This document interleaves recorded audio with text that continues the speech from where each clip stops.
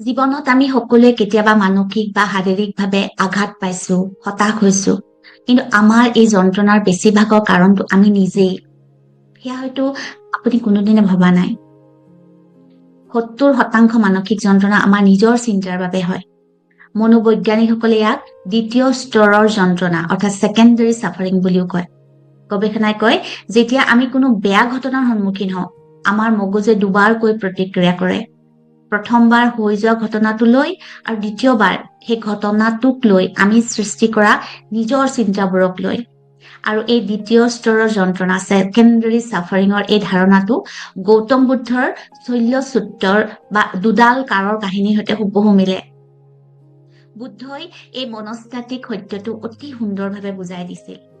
বুদ্ধই কৈছিল, জীৱনত যেতিয়া আমি কোনো দুখজনক ঘটনাৰ সন্মুখীন হওঁ বা শাৰীৰিকভাৱে আঘাত পাওঁ, সেয়া যেন আমাৰ গাত পিন্ধা প্ৰথমডাল কাঁড়।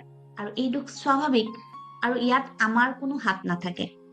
কিন্তু সেই ঘটনাটো হোৱাৰ পিছত আমি যেতিয়া বাৰে বাৰে ভাবি থাকো, মোৰ লগতহে কিয় এনেকুৱা হ'ল, এনেকুৱা হ'ব নালাগিছিল, বা আমি ভৱিষ্যতক লৈ অত্যাধিক ভয় খাওঁ, তেতিয়া আমি নিজেই নিজকে দ্বিতীয়ডাল কাঁড় মাৰো। বুদ্ধৰ মতে প্ৰথমডাল কাঁড় হ'ল হৈ যোৱা ঘটনাটো, অৰ্থাৎ যিটো পেইন, যিটো যন্ত্ৰণা, যিটো অনিবাৰ্য। আৰু দ্বিতীয়ডাল কাঁড় হ'ল আমাৰ প্ৰতিক্ৰিয়া, যিটো আমি নিজেই সৃষ্টি কৰোঁ। জ্ঞানী মানুহে প্ৰথমডাল কাঁড়ৰ বিষ সহ্য কৰে, কিন্তু অকাৰণ চিন্তা বা হাহাকাৰ কৰি নিজৰ গাত দ্বিতীয়ডাল কাঁড় নামাৰে। অৰ্থাৎ ঘটনাটোক দুখ পালেও তাৰ প্ৰতিক্ৰিয়াত তেওঁলোক ভাঙি নপৰে। এতিয়া আহকচোন আমি চাওঁ এটা অফিচৰ দৃশ্য। I expected better, Rajiv Rajiv. নামৰ I এজন ডেকাই expected better, নিজৰ Rajiv. কিবা ভুলৰ বাবে বছৰ পৰা বহুত গালি খালে। বছ আঁতৰি যোৱাৰ পিছত ৰাজীৱে চিন্তা কৰিছে, মই নিশ্চয় খুব মূৰ্খ। এইটো ভুল মোৰহে হ'ব পাৰেনে? মোৰ প্ৰমোচনটো চাগে নহ'বগৈ। মই হয়তো চাকৰিটো হেৰুৱাবলগীয়া হ'ব। মোৰ জীৱনত একোৱেই সফলতা নাহিল। মই ইমান অপদাৰ্থ। চাওকচোন, ৰাজীৱৰ ভুল হ'ল সেয়া প্ৰথমডাল কাঁড়। কিন্তু তাৰ পিছত ৰাজীৱে নিজৰ মনত যি কাহিনী সৃষ্টি কৰি আছে, মই অপদাৰ্থ, চাকৰি যাব, এইবোৰ হ'ল দ্বিতীয়, তৃতীয়, চতুৰ্থ অসংখ্য কাঁড়। আৰু এইবোৰ কাঁড়ে ৰাজীৱৰ যন্ত্ৰণাক কেইগুণমান অধিক কৰি বঢ়াই দিছে। আমাৰ অনিয়ন্ত্ৰিত মনটোৱে নিজকে বেয়া পৰামৰ্শ দি থাকে। এতিয়া চাওক, ৰাজীৱে পিছদিনাও নিজৰ বন্ধুৰ লগত এই কথা আলোচনা কৰি আছে।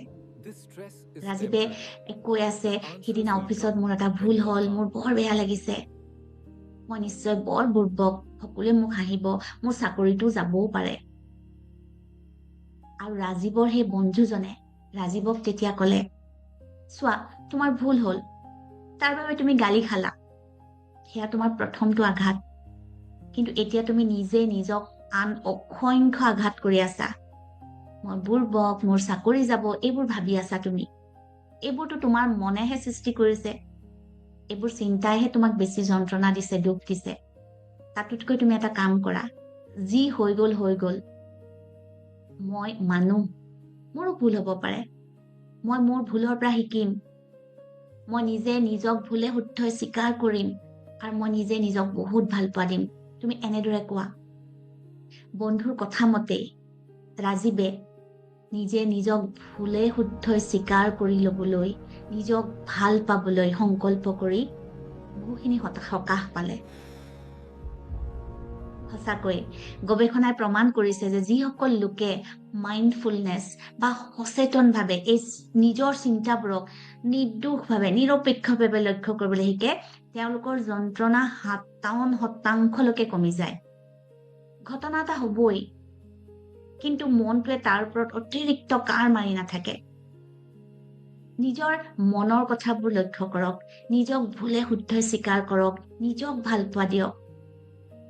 বন্ধুসকল, কেতিয়াবা আপোনালোকৰ মনতো এনে যন্ত্ৰণাৰ সৃষ্টি হলে লক্ষ্য কৰক, আপোনাৰ মনটোৱে আপোনাক কি মিছা কাহিনী সাজি দিছে। সেই কাহিনীটো সলনি কৰি সচেতনভাৱে এটা ভাল লগা, এটা মৰম লগা কাহিনী সৃষ্টি কৰি লওক। নিজক ভাল পোৱাতকৈ আৰু ভাল লগা, মৰম লগা কাহিনী থাকিব পাৰেনে? আপুনি এই সৰু সলনিটো কৰিয়ে আপোনাৰ যন্ত্ৰণাৰ বোজা 70% কমাই আনি এক শান্তিপূৰ্ণ, আনন্দদায়ক অৱস্থালৈ যাব পাৰে। আপোনালোক সকলো শান্তিৰে থাকক। সুস্থ হৈ থাকক। মই আপোনালোকক বহুত ভাল পাওঁ। ধন্যবাদ।